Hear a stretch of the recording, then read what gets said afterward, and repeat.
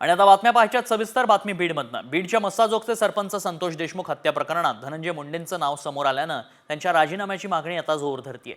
सामाजिक कार्यकर्ते अंजली दमानी यांनी मुंडेंविरोधात आणखी एक पुरावा शेअर केलाय. व्यंकटेश्वर इंडस्ट्रियल सर्व्हिसेस नावाच्या कंपनीचे कागदपत्र शेअर करत दमानिया यांनी मुंडेंकडे आर्थिक लाभाचं पद असल्याचा आरोप केलाय. त्यामुळे मुंडेंचा राजीनामा घ्या अशी मागणी दमानी यांनी केली आहे. दमानी यांनी यात लक्ष घातलेलं आहे. गेल्या अनेक दिवसांपासून दमानिया या सातत्यानं पुरावे सादर करतायत. फोटोज काही समोर आणताना पाहायला मिळत आहेत. याबाबत दमानी यांनी काय ट्विट केलंय पाहूया. हे ऑफिस ऑफ प्रॉफिट आहे. लाभार्थी धनंजय मुंडेंचा ताबडतोब राजीनामा घ्या. व्यंकटेश्वर इंडस्ट्रियल सर्व्हिसेस नावाच्या कंपनीचे majority share holder Dhananjay Munde, Rajashree Dhananjay Munde. यात आधी वाल्मिक कराड डायरेक्टर होता. आजही ते शेअर होल्डर आहेत. ही कंपनी फ्लाय ॲश विकते. महाजनको महाराष्ट्र राज्य विद्युत मंडळाची बोलली ओन्ड सबसिडरी आहे. असं असताना मंत्री त्या कंपनीतून आर्थिक लाभ कसा मिळवू शकतो?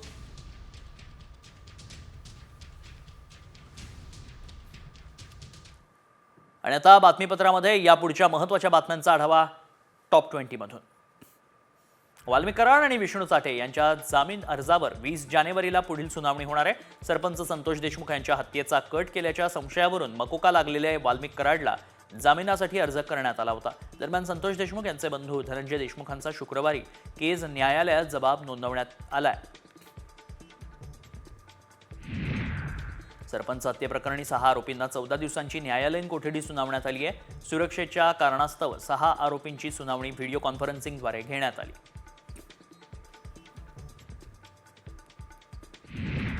सोलापुरात वाल्मिक कराडची दुसरी पत्नी ज्योती मंगल जाधवच्या नावे जमीन आहे. बार्शीतील शेंद्री गावात 36 एकर जमीन असल्याचा दावा सामाजिक कार्यकर्ते अंजली दमानी यांनी केलाय. तर याच शेतात चालगडी म्हणून राहणाऱ्या शिंदे कुटुंबानं गेल्या 3 महिन्यांपासून रेल्वे पैसे न दिल्याची खंत व्यक्त केली आहे.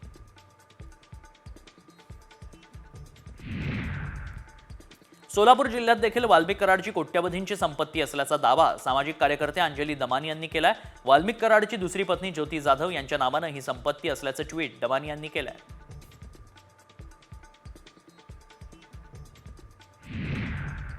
सारंगी महाजनांनी पुन्हा एकदा मंत्री धनंजय मुंडेंवर निशाणा साधलाय. अजितदादांवर माझा विश्वास आहे, ते मुंडेंचा राजीनामा घेतील असं विधान सारंगी महाजनांनी केलंय. कुख्यात गोट्या गीतेकडून परळी पोलिसांचा सत्कार झाल्याचा दावा जितेंद्र आव्हाडांनी केलाय. गोट्या गीतेवर शस्त्र तस्करी आणि दरोड्याचे गुन्हे आहेत. आमदार जितेंद्र आव्हाड यांनी यासंबंधी एक फोटो ट्विट करत परळीचे पोलीस अधिकारी यांच्यावर टीका केली आहे.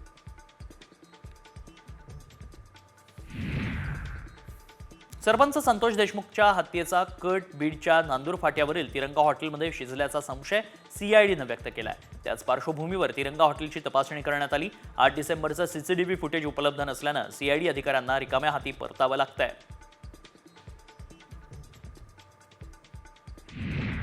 शरद पवार गटाच्या सतीश चव्हाणांची घरवापसी झाली आहे. सतीश चव्हाणांनी पुन्हा अजित पवारांच्या राष्ट्रवादीमध्ये पक्षप्रवेश केलाय. चव्हाण मराठवाडा पदवीधर मतदारसंघाचे आमदार आहेत.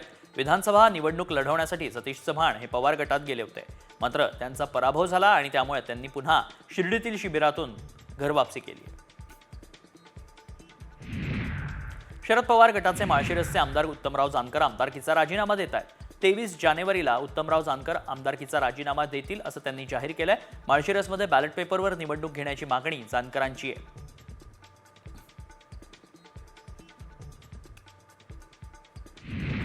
पालकमंत्री वाटपाबाबत मंत्री संजय शिरसाट यांनी एक मोठं भाष्य केलंय.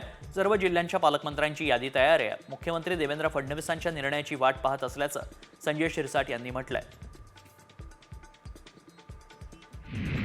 पुण्यातील ठाकरे सेनेच्या वसंत मोरेंनी खासदार संजय राऊतांविरोधात भूमिका मांडली आहे. पुणे महानगरपालिका महाविकास आघाडी म्हणूनच लढली पाहिजे असं वक्तव्य मोरेंनी केलं. महाविकास आघाडी म्हणून लढलो तर पुणे महानगरपालिकेत शिवसेनेला 100% फायदा होईल असा दावा मोरेंनी केलाय.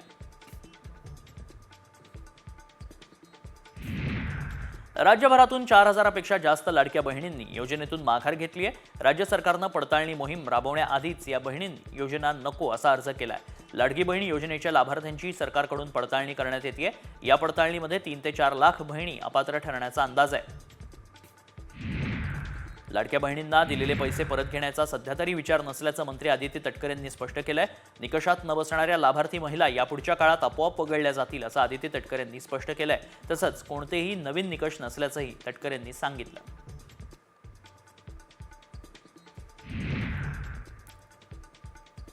पंतप्रधान नरेंद्र मोदींच्या हस्ते देशातील 50,000 गावातील 58 लाख लाभार्थ्यांना स्वामित्व प्रॉपर्टी कार्ड वितरित करण्यात आलं। यावेळी उपमुख्यमंत्री एकनाथ शिंदे या कार्यक्रमामध्ये सहभागी झाले होते। शिंदेंच्या हस्ते ठाणे जिल्ह्यातील स्वामित्व प्रॉपर्टी कार्डचं प्रातिनिधिक वाटप करण्यात आलं। सैफ अली खान हल्ल्याप्रकरणी एकाला मध्य प्रदेशमधून ताब्यात घेण्यात आलंय। या आरोपीचा फोटो साम टीव्हीच्या हाती लागलाय। सैफ हल्ल्या प्रकरणात 3 दिवस उलटून गेले तरी आरोपी काही सापडलेला नाही। आता मध्य प्रदेशातून एकाला ताब्यात घेण्याची माहिती मिळतेय, त्यामुळेच हाच तो हल्लेखोर आहे का याची चौकशी केली जाणार आहे। सैफवरील हल्ला प्रकरणी हल्लेखोराचा नवा व्हिडिओ आता समोर आलाय। हल्ल्यानंतर हा आरोपी बांद्रे इथून दादरला गेला। हा आरोपी दादर स्थानकातून बाहेर पडतानाचा व्हिडिओ समोर आलाय। याआधी आरोपीनं दादरमध्ये हेडफोन खरेदी केल्याचीही माहिती आहे।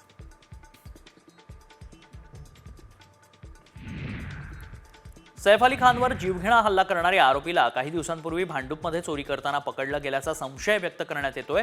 एका सोसायटीच्या सुरक्षा रक्षकानं एका संशयित चोराला पकडून पोलिसांच्या ताब्यात दिलं होतं। पकडलेला आणि चोराचा आणि सैफच्या बिल्डिंगच्या सीसीटीव्हीत कैद झालेल्या हल्लेखोराचा चेहरा एकसारखाच दिसतोय।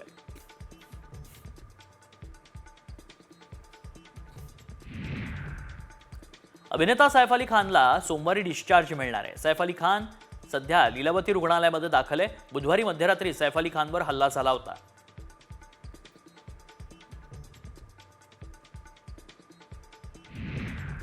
घरात दागिने होते, मात्र हल्लेखोरांना एकाही दागिन्याला हात लावला नाही असा जबाब करीना कपूरनं दिलाय। मुंबई पोलिसांनी सैफवर झालेल्या चाकू हल्ल्याप्रकरणी करीना जबाब नोंदवलाय, त्यात हा खुलासा झालाय।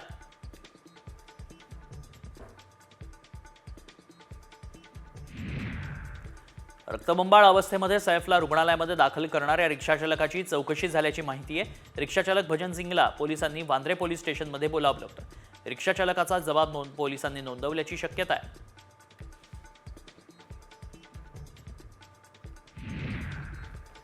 वांद्रे परिसरामध्ये सेलिब्रिटींवर होणाऱ्या हल्ल्याचा निषेध करण्यासाठी मोर्चा काढण्यात आला। नवी मुंबईतल्या दलित महासंघ या सामाजिक संस्थेच्या कार्यकर्त्यांनी वांद्रे पोलीस स्टेशनवरती मोर्चा काढलाय।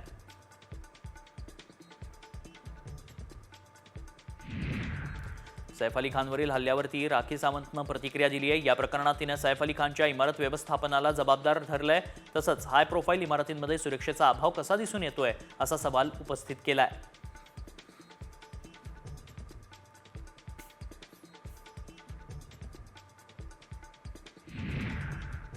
जमिनीच्या वादातून लहान भावानं मोठ्या भावाला जोरदार मारहाण केली आहे। येवला तालुक्यातील पाटोदा इथं ही घटना घडली आहे। सुनील पोकळेंच्या शेतात नांगरणी सुरू असतानाच हा वाद झाला। तसंच लहान भावानं बाहेरून गावगुंड बोलवत सुनील पोकळे यांच्यासह पत्नी आणि मुलाला मारहाण केली आहे।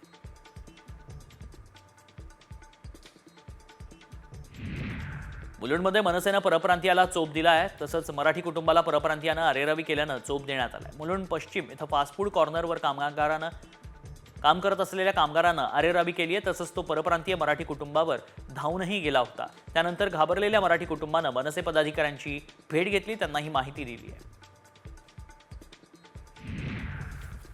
लातूरात किरकोळ वादातून एका सरपंचाला बेदम मारहाण करण्यात आल्याचा प्रकार घडलाय। गावातल्याच 2 तरुणांनी सरपंचावर हल्ला चढवला। सरपंचाला बेदम मारहाण करतानाचा व्हिडिओ समोर आलाय। मात्र तक्रार देऊनही पोलीस दखल घेत नसल्याचा आरोप सरपंचांनी केलाय।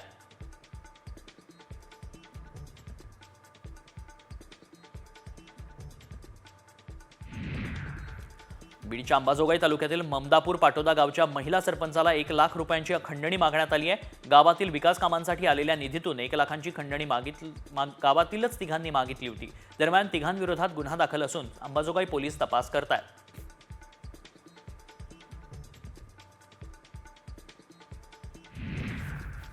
जादूटोण्याच्या संशयावरून वृद्ध महिलेची नग्न धिंड काढण्यात आली। मेळघाटातल्या चिखलदरा तालुक्यातल्या रेहट्याखेडा गावातला हा प्रकार आहे। या महिलेनं तिच्या मुलांसह चिखलदरा पोलीस स्टेशनमध्ये धाव घेतली, मात्र पोलिसांनी केवळ मारहाणीचा गुन्हा दाखल केलाय।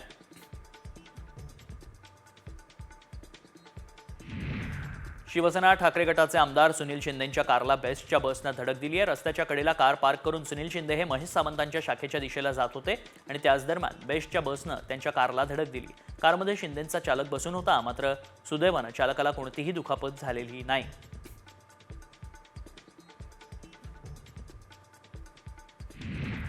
पेण अर्बन बँक घोटाळ्याप्रकरणी ईडीनं 289 कोटी 54 लाखांची वसुली केली आहे। पेण सहकारी अर्बन बँकेत 651 कोटींचा घोटाळा झाला होता। 2 लाख खातेदार आणि 42,000 गुंतवणूकदारांची फसवणूक करण्यात आली होती।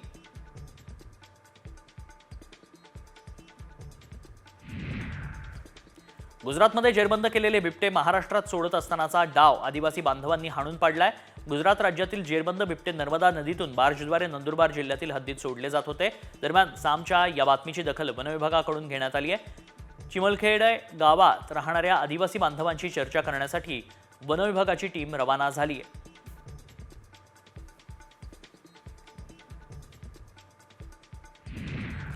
कलकत्त्याच्या मेडिकल कॉलेजमध्ये एका महिला डॉक्टरवर लैंगिक अत्याचार हत्या प्रकरणाची सुनावणी पार पडली। या सुनावणीमध्ये कोर्टानं आरोपी संजय रॉयला दोषी ठरवलंय।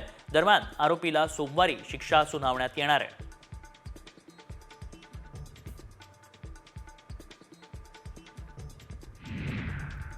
10वी आणि 12वीच्या हॉल तिकिटावर जातीचा उल्लेख करण्यात आलाय। पहिल्यांदाच बोर्डाच्या परीक्षेच्या हॉल तिकिटावर जातीचा उल्लेख केल्यानं पालकांनाही धक्का बसलाय। जातीचा वेगळा कॉलम हॉल तिकिटावर कशासाठी असा सवाल पालकवर्गातून उपस्थित होतोय।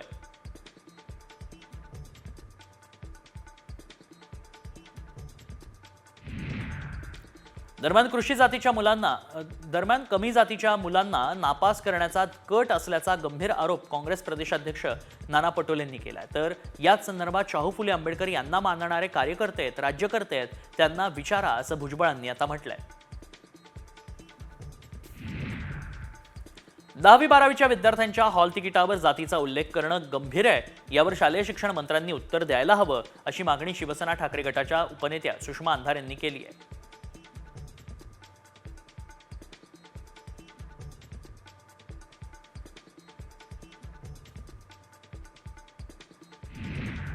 आणि एक अतिशय महत्त्वाची आणि मोठी बातमी आहे, कारण तुमचं व्हॉट्सॲप हॅक होत आहे। हे आम्ही नाही तर मेटाच्या मार्क झुकरबर्ग यानंच हा गंभीर इशारा दिलाय। व्हॉट्सॲप हॅक झाल्यास गोपनीयता संपुष्टात येते असं वक्तव्य झुकरबर्गनं केलंय। या पार्श्वभूमीवर काही घटना समोर आल्यानंतर ब्रिटनमधील पोलिसांनी इशारा जारी केलाय। व्हॉट्सॲप हॅक करून संबंधित व्यक्तीच्या बँक खात्यातील पैसे लंपास झाल्याचे आणि हे पैसे नायजेरियाच्या चलनात रूपांतरित केल्याचे पोलिसांच्या तपासात उघडकीस आलंय। अधिक माहिती जाणून घ्या, आमच्या प्रतिनिधी सीमा दाते अधिक माहिती देतात। सीमा, व्हॉट्सॲप हॅक होतंय, नेमकं काय प्रकार आहे, का सावध राहण्याची गरज आहे? नक्कीच तन्मय, खरं तर सगळ्याच व्हॉट्सअप युजरसाठी ही खूप मोठी आणि महत्त्वाची बातमी म्हणावी लागेल, कारण काही दिवसांपूर्वीच आपण पाहिलं होतं मेटाचे जे व्हॉट्सअप सुरू करतात त्यांचे मुख्य अधिकारी जे आहेत ते मार्क झुकरबर्ग यांनी देखील सांगितलं होतं की जर एखादा व्हॉट्सअप दुसऱ्या कोणी हॅक केलं असेल, त्याचं नियंत्रण जर दुसऱ्या फोनवरती मिळवलं असेल तर साहजिकच ते हॅक होऊन जातं आणि त्या व्हॉट्सअपमधला संपूर्ण डेटा जो आहे तो त्या समोरच्या व्यक्तीकडे येतो। आणि या अशा प्रकारानंतर अनेक प्रकार जे आहेत ते ब्रिटनमध्ये समोर आले होते। काही जणांचे व्हॉट्सअप हॅक करून त्यांच्या बँक खात्यातील पैसे जे आहेत ते देखील लंपास केले होते, तर नायजेरियाच्या चलनात देखील ते पैसे रूपांतरित केले होते। असे अनेक प्रकार ब्रिटनमध्ये समोर आले होते आणि त्यानंतर ब्रिटनमधल्या पोलिसांनी हा इशारा जो आहे तो दिला होता। पण सगळ्यात महत्त्वाचं आहे ते म्हणजे या घटना ब्रिटनमध्ये घडल्या असल्या तरी साधारण 3 अब्जाहून अधिक मोबाईलवरती व्हॉट्सअप जे आहे ते वापरलं जातं आणि त्यामुळे साहजिकच अशा घटना कोठे येऊ शकतात आणि त्यामुळे आता सगळ्यांनाच या एकूणच या सगळ्या घटनेची किंवा हे जे काही घडतं आहे, हॅकिंग होतं, ह्या सगळ्यांबद्दल खबरदारी घेणं गरजेचं असणार आहे। तन्मय, धन्यवाद आपण दिलेल्या सगळ्या सविस्तर माहितीसाठी। त्यामुळे काळजी घ्या, सतर्क राहा, सावध राहा। कोणताही अनोळखी व्यक्तीकडनं आलेला मेसेज किंवा कोणतीही फाईल ओपन करू नका, नाहीतर तुमचं व्हॉट्सॲप हॅक झालंच म्हणून समजा। बातमीपत्रात या पुढच्या महत्त्वाच्या बातम्यांचा आढावा टॉप 50 मधून। बेलापूर ते पेंधर मेट्रो सेवा दर 10 मिनिटांनी सोडण्याचा निर्णय सिडकोनं आता घेतलाय। सोमवारपासून या निर्णयाची अंमलबजावणी होणार आहे। गर्दीच्या वेळी दर 10 मिनिटांनी मेट्रो धावणार आहे।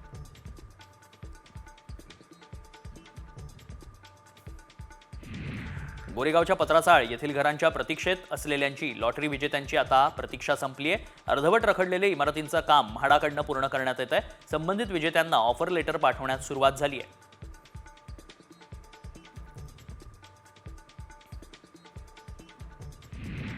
पुणे विमानतळाच्या धावपट्टीचा विस्तार वर्षभरात होईल अशी माहिती केंद्रीय राज्यमंत्री मुरलीधर मोहोळ यांनी दिली आहे. धावपट्टीची लांबी वाढणार असून मोठ्या आकाराच्या विमानाचं लँडिंग शक्य होणार आहे. त्यामुळे थायलंड, दुबईसह जगातील इतर शहरांसाठी पुण्यातून आंतरराष्ट्रीय उड्डाणं वाढणार आहेत.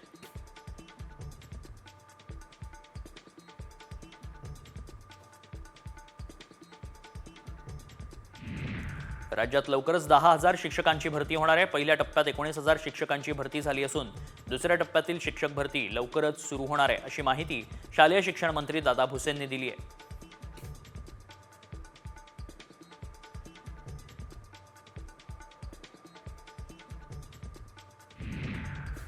राज्यात पुढील वर्षापासून सीबीएसई पॅटर्न राबवण्यात येणार आहे. शैक्षणिक वर्ष 2025 ते 26 या वर्षात सीबीएसई पॅटर्न राबवण्यात येईल अशी माहिती शालेय शिक्षण मंत्री दादा भुसेंनी दिली आहे. पालकांचा सर्वाधिक ओढा हा आता राज्यातील सरकारी आणि अनुदानित शाळांमध्ये सीबीएसई पॅटर्न राबवला जाणार आहे.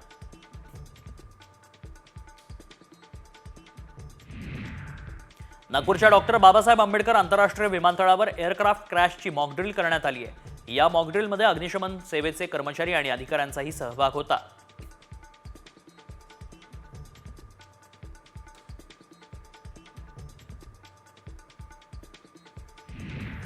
पोलीस विभागातील अधिकारी कर्मचाऱ्यांना शिस्त लावण्यासाठी 0 टॉलरन्स पॉलिसी असणार आहे. वर्दीत रील्स काढल्यास कारवाई होणार आहे. बीडचे पोलीस अधीक्षक नवनीत कौवत यांनी हा इशारा दिला.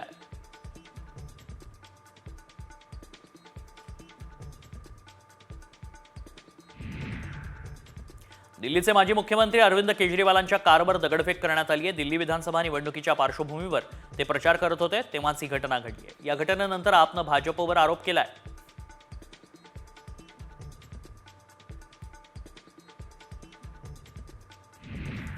आयसीसी चॅम्पियन्स ट्रॉफी 2025 साठी भारतीय संघाची घोषणा झाली आहे. रोहित शर्मा हा भारतीय संघाचं नेतृत्व करणार असून शुभमन गिल उपकर्णधार असणार आहे. तसंच ऋषभ पंत आणि केएल राहुल अशा 2 विकेटकीपर बॅट्समनची निवड करण्यात आल्यानं संजू सॅमसनला संघातून वगळण्यात आलंय.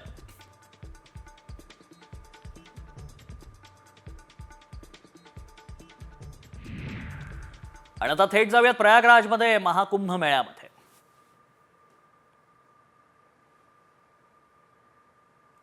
महाकुंभ मेळ्यात तब्बल 5,51,00,000 रुद्राक्षांपासून 12 ज्योतिर्लिंग साकारण्यात आली आहेत. या ज्योतिर्लिंगांची उंची 11 फूट इतकी आहे. ज्योतिर्लिंगांसमोर 11 करोड मंत्रांचा जप करण्यात येणार आहे. भगवान शिवच्या महासाधनेसाठी तयार केलेल्या या शिवलिंगांच्या बाजूनं 11,000 त्रिशूळ लावण्यात आली आहे.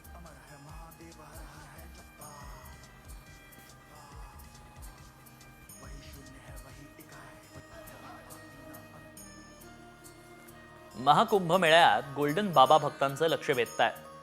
SK नारायणगिरीजी महाराज असं त्यांचं नाव असून ते मूळचे केरळचे. ते सध्या दिल्लीत राहतात. निरंजनी आखाड्याशी त्यांचा संबंध आहे. अनोख्या शैलीमुळे, सोन्याच्या सजलेल्या व्यक्तिमत्वामुळे कुंभमेळ्यात ते चर्चेचा विषय ठरले.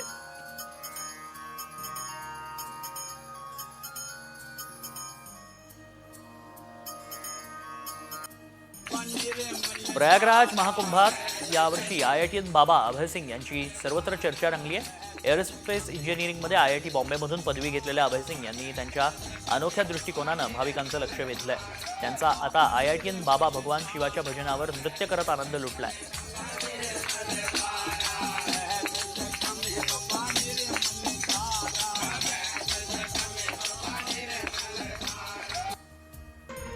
आणखी एक सुंदरी कुंभमेळ्यात व्हायरल होते. ही मुलगी भाविक नसून फुलं विकण्याचं काम करते.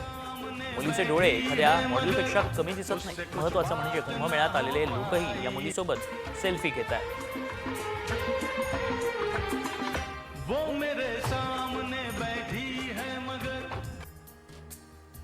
केंद्रीय संरक्षण मंत्री राजनाथ सिंह यांनी प्रयागराज येथील त्रिवेणी संगमावर पवित्र स्नान केलं. यावेळी त्यांनी वैदिक मंत्रांचा उच्चारही केला. राजनाथ सिंह येण्यापूर्वी लष्करानं संपूर्ण किल्ला घाटाचा ताबा घेतला होता. सुरक्षेच्या दृष्टीनं स्निफर डॉग आणि बॉम्ब शोधक पथकानं परिसराचा तपास केला.